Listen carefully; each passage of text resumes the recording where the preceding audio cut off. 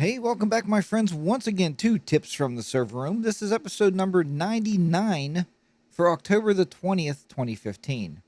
I'm your host, Jack, and I'll help guide you once again through that magical world of servers, switches, fiber optics, Cat5 cables, and all of the goodness that we have to deal with each and every day of our technical lives. This show is a proud member of the Tech Podcast Network. If it's tech, it's here. Check out the great tech shows at techpodcast.com.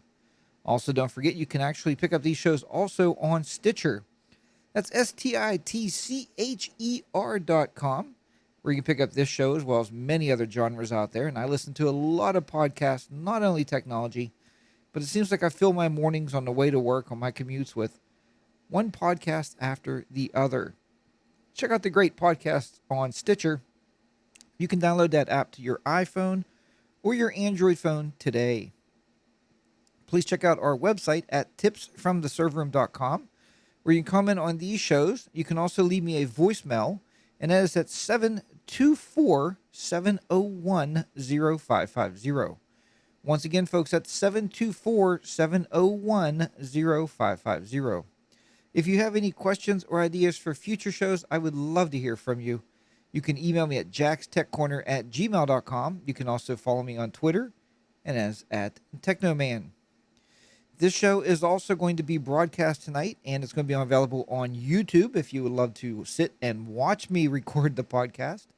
You can definitely do that if you search for 42, the number 4, the number 2, Technoman, or just search for Jack's Tech Corner. You'll find me listed there on YouTube, where you can pick up this show as well as last week's show and a couple earlier shows that we did. We are now streaming these live on YouTube through their new live stream feature.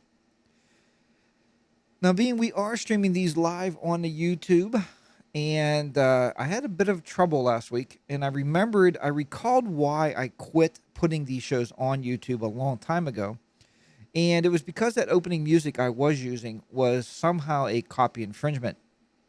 Now, let me say somehow, because I want to tell you exactly how I found that music. I was using a program on my Mac called GarageBand. GarageBand comes with a bunch of free clips and free music, free jingles, if you will. And I used one of those jingles, and all of a sudden YouTube is flagging it. So instead of YouTube flagging my video each and every week, I decided to change the opening and the ending music. So it's going to sound a little bit different. And I didn't actually get to record the whole intros yet, so I have to re-record those intros with the new music. But I figured I'd give you a little taste tonight of that music and let you hear that. We do have the chat room open. If you're watching live, you can actually chat and ask questions as we're going along. I will see those pop up here on the screen. And we can, we can chit-chat back and forth. And if you have any suggestions or ideas there about tonight's show, I'd love to hear about it from you. So tonight we're going to talk about a new tool that I actually found today. And we started using it in the shop and started to get an idea of what we can do with it and how it's going to help us. And what we're talking about tonight is security. We're talking about the new... It's called SCM, or Security Compliance Manager. And that is written by Microsoft. And best of all, it's absolutely free. It's one of those free tools I found, that I was looking around for something to help us with our security, help us set policies up and whatnot. And I thought, sometimes you just stumble on something that hopefully it's going to work out. Now, you may have heard of this before, but there's a new version 3.0. The last version that was out, I believe, was 2.5. Don't quote me on that, but I believe that's what it was. I was reading earlier, and I found there was a 2.5. But this is version 3.0. And it's a tool. It's now available for download. In addition, the key features from the previous versions, so if you've used the previous versions, you might want to pay attention to this, is SCM 3.0 offers new baseline for Internet Explorer 10, Windows 8, and Windows Server 2012. SCM enables you to quickly configure and manage computers as well as your private cloud using group policy and Microsoft System Center Configuration Manager. So it's a great tool to help you to create those baseline policies and set those up so it's really, really easy to do. And what's nice about once you get these policies configured, you can then move them into the policy managers, into the server manager, and actually put these in your GPO, your group policy object, and use these policies. So it's a really easy way to do this. It's straightforward. And back up a little bit. We've spent a lot of time on our policies at work, on our servers, ever since I could start writing policies. And we do different things. Like, first of all, is we get rid of the shutdown command because we have virtual desktops. And think I told you folks about before, called N computers. You can find those at ncomputing.com. Check those out. They're not by any means a sponsor to the show or anything. It's just something we use and something I love to share with you. When you do that, it's one tower. So there's one computer tower, and then there's up to 8 terminals off of that one tower. So yes, you do have to beef up the RAM on it to get it to work properly.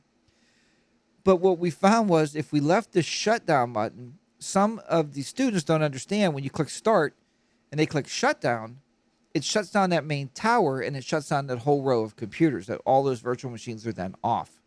That was a very, very bad scenario for us, especially if you have somebody doing a group of students doing testing or something, and they click shutdown and shut down that whole group of computers. So it's a very bad thing. So we created a group policy that said, hey, remove the shutdown command. So now all they're left with is log off. And if you log off, it only logs off the terminal that you are sitting at. So it's one of those great policies. But it took us a long time to find that policy, a long time to look around and dig around and try to find out exactly what policy we wanted. So what happened was we had to, dig and dig and dig and dig. With the new Security Compliance Manager, it's a lot easier to find those policies, and you can do it away from the server. Because when you're sitting at a server, you start to get stressed out. You're digging through all those policies. It just takes a lot of time. So wouldn't it be nice to be able to write your policies away from the server and then apply them to the server and see how they work out for you? Now, SCM 3.0 provides ready-to-deploy policies and DCM configuration packs based on Microsoft security recommendations and industry best practices, allowing you to easily manage your configuration draft and address compliance requirements for Windows operating systems and Microsoft appliances. This tool is actually, it says it's not supported by Microsoft, but it's created by Microsoft. So I don't know how they're not supporting it. More or less, I guess it's the DCM configuration packs, but the new SCM 3.0 is, as I said, brand new. You can download it. So let's talk a little bit about the new, let's see here. There's also new SQL Server 2012 baseline for SCM are now available for beta downloads. So if you want to control your SQL servers, you can do that. You can create policies for SQL. The key features in SCM 3.0 include, as I said, support for Windows Server 2012, Windows 8, or also now Windows 10, and Internet Explorer 10 product baselines. Secure your environment with new baselines for the latest software. And this is the release of Gold Master support. Import and take advantage of your existing group policies or create a snapshot of a reference machine to kickstart your project. Now, where that's nice is if you have a machine or if you have a server, you can pull that baseline policy out and you can have a base basically to start to create your policies. Now, it also allows us to configure standalone machines. Deploy your configuration to non-domain joined computers using the new GPO pack feature. Update security guides. Take advantage of the deep security expertise and best practices in updated security guides and the attack surface reference workbooks to help reduce the security risk that you consider to be the most important. Comparisons against industry best practices. Analyze your configurations against pre-built baselines for the latest Windows client and server operating systems. Now, we're going to go into just another little discussion here. Let me see if I can bring this up and give you a little bit more of the background of the new Microsoft Security Compliance Manager. Security is one of those things, folks. It's a huge thing. And we even tried to in our organization once, and I did this for a private business. If you work in a business, if you work for something like a drafting lab, marketing, advertising, those are some key fields I can think of. Even the publishing business, publishing when you're dealing with people's books coming in, maybe you're an editor.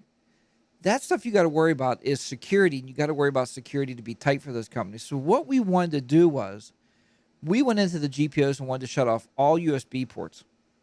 And the reason we wanted to shut those off was we wanted to stop people from bringing in external hard drives or flash drives or thumb drives and plugging those into the system and being able to steal the company's information. Because, folks, this stuff is valuable. Imagine if you're on a football team. I mean, this has happened in the past. You're working for one of the football teams, I don't know, college or even NFL, and you have their playbook on your computers. There's somebody working for you, and all of a sudden one of the other teams out there, or companies, if you're working for a company, is able to get a hold of this person and say, look, we will buy secret information from you. If you can just copy it on this flash drive, we'll make you a millionaire overnight. That's the stuff we were trying to protect against.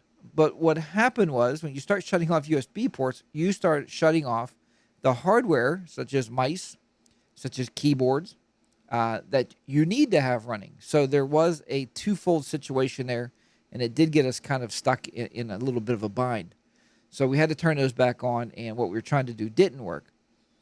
But you can go into Security Policy Manager, and you can shut off the File Explorer. So if it's My Computer or any of that stuff, you can deactivate that. So it makes it hard when you plug a thumb drive in to copy everything if you can't ever see that disk show up. So there is ways around it. You can also manage Disk Manager, where you can say, look, all this computer has is an internal hard drive, a C drive. There's no other disks allowed. No other drives can be mounted. That's another way you can do it. So policies are one of those things that you need to kind of wrap your head around and try to feel a little bit of way around it to say, look, I know we can make this work, and we're going to make it work, and you just have to work on the whole policy. So anyway, as I said, it's ready for download. I'm just looking here to see. The Microsoft products specify security policy configuration is integrated with Security Compliance Manager 3.0 to access security baseline for Windows clients and server operating systems and Microsoft applications. You can actually launch the download, and you can download the Security Compliance Manager. Now, I did start today installing this on a Windows 10 machine. It installed okay. I didn't get a chance to start digging into all the policies. Just got a brief look at it. So that'll be something on the plate for tomorrow to start finding out if we can secure our systems a little more and try to have a better baseline. Now, I don't, and I repeat to most people out there, I don't like to over-secure a system to the point where the user can no longer use it. You have to kind of mix usability with security to some extent. What we don't want to do is we don't want to have something like, such as, if you think about it, such as like, okay, I worked for one business.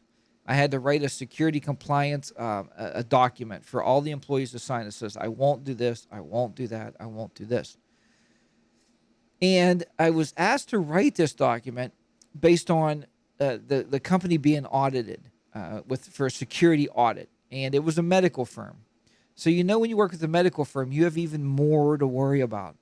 And folks, these people working in this industry was allowed to do things through the day like Facebook, Pandora Music, Groupons, and they started getting spyware on their computer. And I started getting concerned, like they shouldn't be doing this. A work computer is just that. It's a work computer. When you go to work, you do work on your computer. At the end of the day, you shut it down, you go home, you could do whatever you want on your home computer. That said, if your employees are allowed to take something like a laptop home or an iPad, these are all new security concerns that we have to worry about. Will this group policy manager help with that? No, it's not going to help with that. These are common sense things that we need to deal with on a daily basis.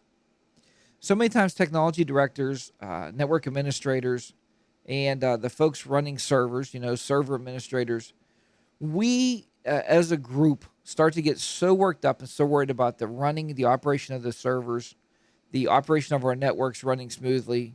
And we would also get so worked up and concerned about the hardware working properly that we forget about the security aspect of things. And folks, we have a lot of people that are allowed to take laptops home.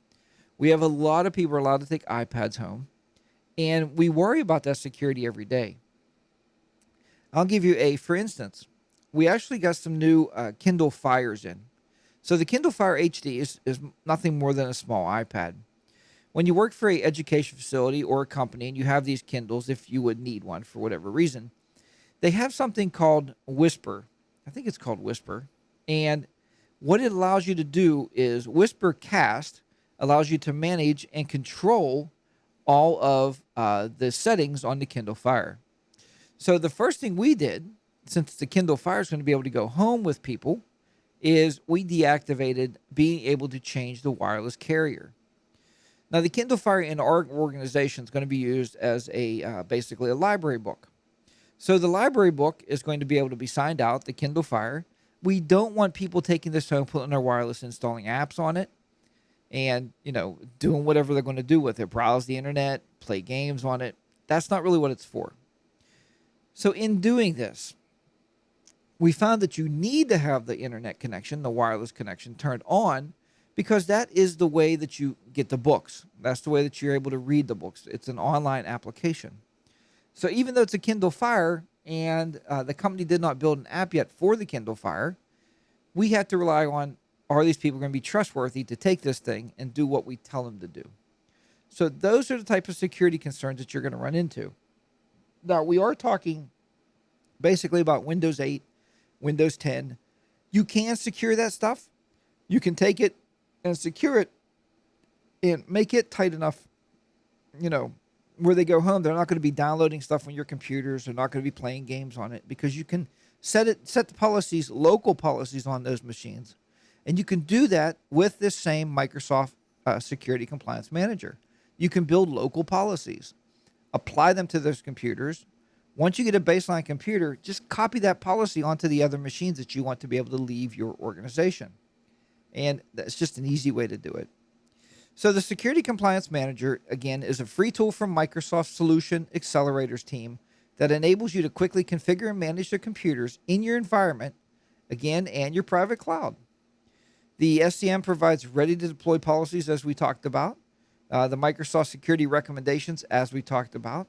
Because Microsoft has an idea of security. They don't often follow their ideas, but they do have an idea. It will also it will address compliance requirements for not only the Windows operating system, and I found this to be interesting, but also the Office applications and other Microsoft applications. So once again, you can easily configure computers running Windows Server 2012, Windows 8, and as I said, Microsoft Office applications, and Internet Explorer 10, and industry-leading knowledge of fully supported tools. In addition to the latest software releases, you can also configure previous additions to Windows Server and Microsoft Office. So I'm just going through this to see if there's anything in here. Yeah, the last version was SCM 2.5, and that was released in March 12th. So the newest one is SCM 3.0 is the newest one that we're dealing with right now. So, and it's been released actually a few years ago. If you look at the read down through there, you'll see it was released a few years ago when Windows 8 was released. So hopefully they do come out with a new one here soon. Also, maybe a 3.5 would be nice to make sure that it does cover Windows 10, because, there is some new policies in there. So folks, that's my big smear tonight on security. We're going to talk just briefly here a little bit now, and I think we've touched on it before, about, we talked a little bit about your firewalls in your industry, in your organization. And there's some things that people don't understand about firewalls. And the one thing that people don't understand about firewalls is the load on the firewall. Okay, there's what they call a translation table in your firewall. Every firewall, I don't care what brand it is. The idea is how many connections can it simultaneously handle before it starts dropping packets. Now, this is a big one, because everything coming into your organization and going out of your organization is going through that firewall. I like to call it the front door of the internet. If we leave that front door unlocked, we will get a lot of trash in. If we lock it down too tight, we can't get enough stuff to go out. So there has to be a well-balanced in your organization. Firewalls are like security policies in the effect or in the resemblance that we have to be careful to lock down what we need to lock down, but we need to leave out what we need to leave out. So this is a big deal. But when you're looking at the translation tables in there and how many multiple connections, I used to believe at one time years ago, before I took an ASA class, I believed that every connection, if my computer's on the internet, that's one connection to the internet. If your computer's on, that's two connections. If Joe's computer is on, that's three connections to the internet. Well, that is not the case. Every connection we make to the internet, every time we browse a web page, there's multiple connections coming back to us. And that's just, it could be anything. Every time it goes out and it looks for something, that's a connection. So let's say you bring up a web page with 10 ads. So there's the baseline web page that you're reading, the text, and the 10 ads are also making a connection back to their servers to bring stuff back at the same time. So you may have 10, 50, 100 connections per computer at any given time. The translation table will get filled up. It definitely will get filled up. So there's a setting in there of how often to dump that table. Now, if you find your internet connection one day is bogged down, it's running really slow and you can't figure out why, there's no reason for it whatsoever in the world, what you want to do is go in and tell it to clear that table. Log into your firewall and clear that table. See if it clears it up. If it does, you want to set your timeout for your translation tables to a smaller amount of time. So that way it's always looking at that and it's always constantly clearing that table out and allowing new connections to come through. If not, you're going to spend a lot of money on a very big firewall, to be able to run your organization. If it's a large organization and you're relying on one internet connection with one firewall. So you have to be very, very careful with that. Also, I want to tell you to revisit your firewall. I revisited ours. I try to do it about once every 2 months. And the reason I do that, I read through the configuration file, and I don't keep one on my computer and look at it. I like to read it fresh.